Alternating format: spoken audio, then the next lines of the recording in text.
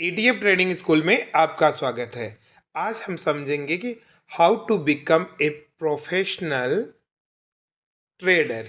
तो हमारे वीडियो है स्टॉप लूजिंग मनी, यानी आप ट्रेडिंग में अपनी कैपिटल को लॉस करना बंद कीजिए। इंट्रोडक्शन में हम बात करते हैं कि 99% of trader lose money in this market. तो इस स्टॉक मार्केट में 99% लोग अपनी कैपिटल को लूज करते हैं। Only 1% is able to make consistent profit. तो आपको इन 99% में से निकलकर 1% में आना है। तो उसके लिए क्या चीज़ें समझनी है? उसके लिए आपको बनना है एक प्रोफेशनल ट्रेडर। तो ये प्रोफेशनल ट्रेडर किस तरह से काम करता है उसके बारे में हम यहाँ थोड़ा समझते हैं। पहले समझते हैं कि टिपिकल ट्रेडिंग जर्नी किस तरह से होती है। कोई व्यक्ति सबसे पहले क्या करता है, कुछ ट्रेडिंग स्ट्रेटेजी सीखता है और फिर वो ट्रेडिंग करता है। स्टार्टिंग में उसको मिलता है बिगनर्स लक, जिससे उसको इनिशियली प्रॉफिट होता है और उसके बाद में उसे होने लगते हैं लॉसेस। लॉस के बाद में वो क्या करता है, अपनी स्ट्रेटेजी चेंज करता है। स्ट्रेटेजी चेंज करता है तो उसको क्या करता है, फिर लॉसेज होता है, फिर नई स्ट्रेटेजी चेंज करता है, फिर वो हो जाता है फ्रस्ट्रेट और ट्रेडिंग को बंद कर देता है, ये मान के कि ट्रेडिंग एक क्या है, स्केम है, एक जुआ है। तो आपने कोई ट्रेडिंग स्ट्रेटेजी सीखी, फिर उससे प्रॉफिट हो रहा था, फिर लॉस हुआ तो आपने दूसरी ट्रेडिंग। तो इसका मतलब ये है कि कोई भी ऐसी स्ट्रेटेजी नहीं है जिससे आप बाई करो और फिर प्राइस नीचे ना जाए। यानी कोई ऐसी स्ट्रेटेजी नहीं है जिससे प्रॉफिट नहीं होता हो, कोई ऐसी स्ट्रेटेजी नहीं है जिससे लॉस नहीं होता। अब आपको ये देखना है कि आप इसे किस तरह से मैनेज करते हो। यही मेन प्रॉब्लम होती है एक नए ट्रेडर के। सेकंड पॉइंट समझते हैं, टर्निंग पॉइंट टू सक्सेस। देखो, एक नया ट्रेडर पहले प्रॉफिट करता है, इनिशियल लक, फिर उसके बाद में उसको लॉस होता है, फिर उस लॉस के दौरान वो किस तरह से मैनेज करता है, वहां से आता है उसकी ज़िंदगी का टर्निंग पॉइंट। वो टर्निंग पॉइंट क्या है वो हम समझते हैं। तो उसमें देखो, टर्निंग पॉइंट में पहले तो है डिसिप्लिन, कि वो एक डिसिप्लिन वे से ट्रेडिंग करता है जो उसके रूल्स बने हुए हैं। एक वो अपने रिस्क को मैनेज कैसे करके चलता है और उसकी ट्रेडिंग साइकोलॉजी क्या है।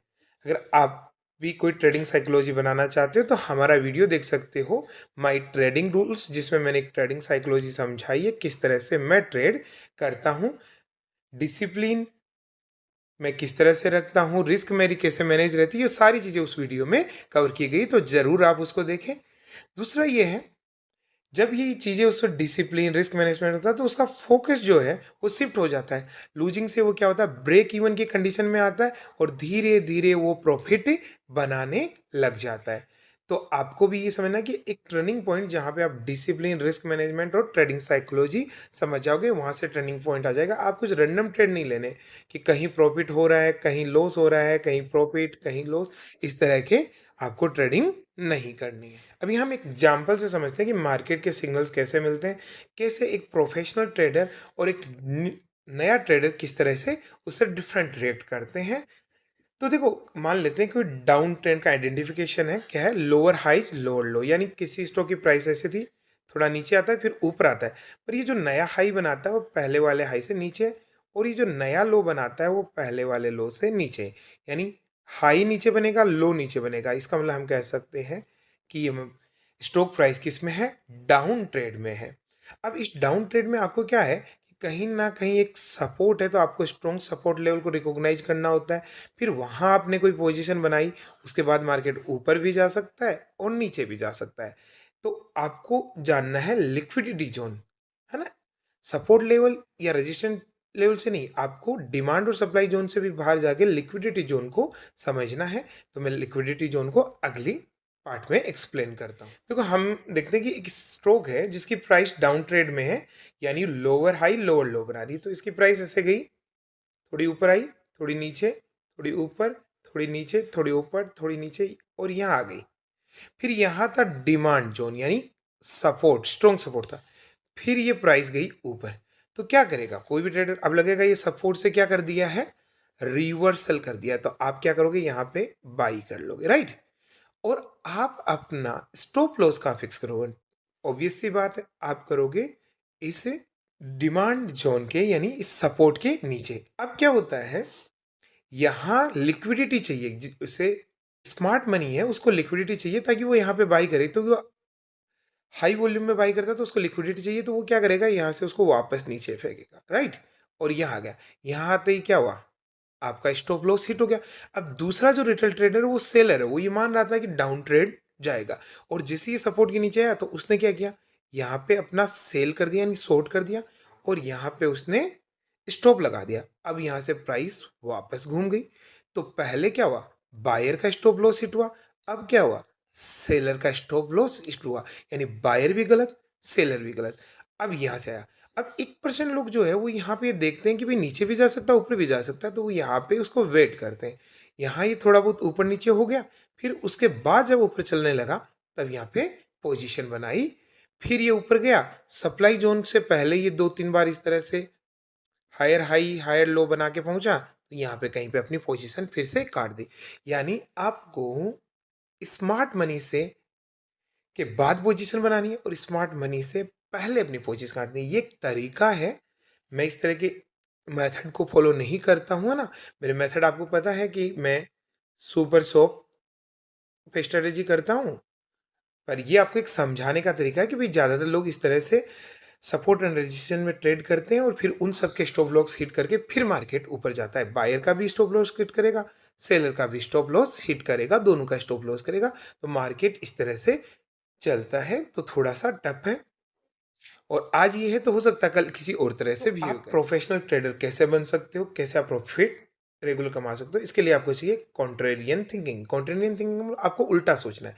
जो 99% लोग कर रहे हैं वो आपको नहीं करना, आपको वो करना है जो 99% लोग नहीं कर रहे। ये सपोर्ट रेजिस्टेंस सबको पता, आपको चलना उल्टा, यानी प्राइस गिर रही है तब आप बाई करते हो, प्राइस ऊपर जाती है तब आप सेल कर देते हो, ऊपर जा रही है तो आप बाई नहीं कर रहे हो, आप सेल कर देते हो। तो आपको क्या करना है, मेजॉरिटी के अगेंस्ट करनी है और लॉन्ग टर्म सक्सेस। देखो आपका यहाँ लॉन्ग टर्म सक्सेस का मतलब ये नहीं है कि आप किसी को बाई करके लॉन्ग टर्म के लिए होल्ड करो, ये नहीं है। लॉन्ग टर्म का मतलब है आप एक प्रोसेस अपनाते हो और उस प्रोसेस से आप लॉन्ग टर्म में पैसे कमाते हो, है ना। और आपको डिफरेंट ढंग से और अपनी स्ट्रेटेजी को फॉलो करना है। कोई भी स्ट्रेटेजी हो, उसके बाइंग के बाद प्राइस नीचे आ सकती है, उसमें सेल करने के बाद प्राइस ऊपर जा सकती है, पर आपको अपनी स्ट्रेटेजी फॉलो करनी है और उस स्ट्रेटेजी में इंप्रूवमेंट करना है। देखो प्रोफेशनल लोगों का जो ट्रेडिंग फ्रेमवर्क है वो 4 स्टेप का, उसे समझिए। पहली इनपुट, दूसरी प्रोसेस, तीसरी आउटपुट और चौथी फीडबैक, ये 4 इंपॉर्टेंट है।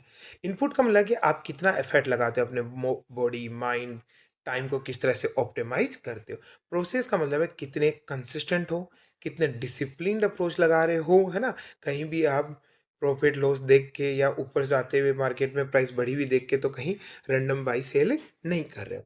आउटपुट है वो प्रॉफिटेबल ट्रेड जिनसे आपको प्रॉफिट हो रहा है, और फीडबैक है आपको कंटिन्यूस इंप्रूवमेंट करना। आपने जो ट्रेडिंग की उसमें क्या सीखने को मिला, क्या सही था क्या गलत था, क्या चेंजेज हो रहे हैं।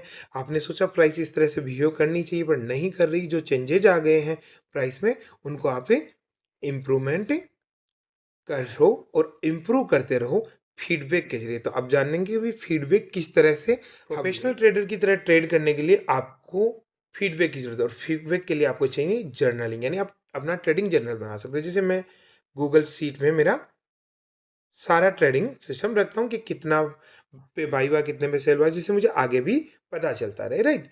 तो आपको अपने ट्रेड को ट्रैक करना चाहिए, किसके लिए, सेल्फ असेसमेंट के लिए, है ना, ताकि आप आगे देख सको।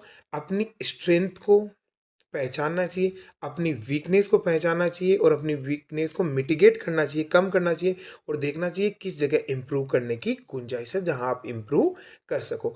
अपनी स्ट्रेटजी को डायनेमिक रखो, लगातार उसको अपडेट करते रहो। जैसे मैं कहूँ कि मैंने सुपर शॉप में एक इम्प्रूवमेंट किया था कि कोई भी ईटीएफ है अगर वो अपने 52 वीक हाई पे हो तब हम उसको बाई नहीं करेंगे। तो एक मार्जिन ऑफ सेफ्टी ऐड किया था 3% का, राइट, कि अगर कोई ईटीएफ अपने 52 वीक से 3% गिरी हो तभी हम उसे ट्रेड करेंगे, तभी हम उसके सिग्नल के अकॉर्डिंगली बाई करेंगे, अदरवाइज सीट हमें उसे रिकमेंड ना करे। इस तरह की सिचुएशन।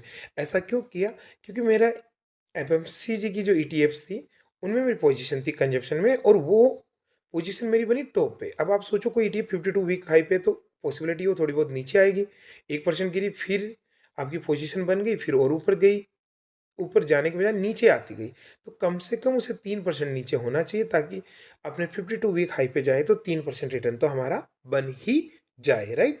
तो इस तरह से आप अपनी स्ट्रेटेजी को इम्प्रूव कर सकते हो। अगर आप ये देखते हो कि भाई कहाँ आप ट्रैकिंग में कहाँ उलझ रहे हो, आपने कोई रैंडम बाई कर लिया, आपको पता ही नहीं कब बाई किया, क्यों बाई किया, किसी तरह का कोई रिकॉर्ड मेंटेन नहीं कर रहे हो, तो आप इस तरह से इंप्रूवमेंट नहीं कर सकते। प्लेइंग लॉन्ग टर्म गेम, देखो लॉन्ग टर्म गेम का मतलब ये नहीं है कि आप लॉन्ग टर्म के लिए कुछ होल्ड करोगे, ये है आप लॉन्ग टर्म के लिए मार्केट में सस्टेन करोगे, है ना? आपको मार्केट में फोकस अपनी प्रोसेस पे रहना है, आउटपुट पे नहीं रहना, कि आप जो प्रोसेस कर रहे हो वो सही है या नहीं, ये जानने की, उसे इम्प्रूव करने की कोशिश करनी। ये नहीं देखना कि इसमें प्रॉफिट कितने परसेंट का, वो होता रहेगा, प्रोसेस अच्छी होगी। जो आप अच्छा कर सकते हो वो अपनी साइकोलॉजी को करो, है ना?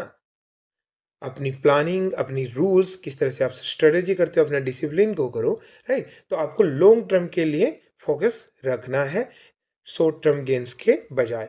आपको अपने कैपिटल को प्रिजर्व रखना है, कि वो प्रायोरिटी देनी है प्रोफेशनल ट्रेडर। इसी तरह से देखो, जो नया ट्रेडर वो देखता है कि भाई मैं महीने के कितने कमा लूँगा, और जो प्रोफेशनल ट्रेडर है वो ये देखता है कि मैं मार्केट में सर्वाइव कैसे करूँगा, मेरी कैपिटल कैसे प्रिजर्व होगी, मुझे बस कैपिटल लूज नहीं करनी है, राइट?